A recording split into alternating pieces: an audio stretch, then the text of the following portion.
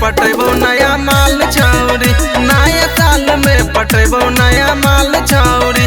Gift में देबै ओकरा रुमाल छौरी, गिफ्ट में देबै ओकरा रुमाल छौरी।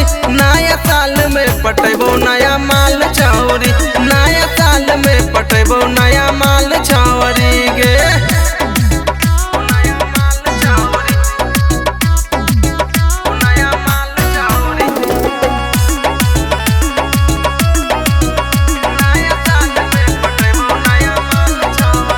पटक देनी समझ के तू बोझा गे पिकनिक मनैबो तोरे हम सो जागे।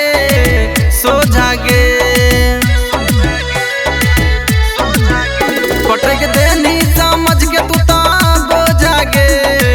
बोझा गे पिकनिक मनैबो तोरे हम सो जागे।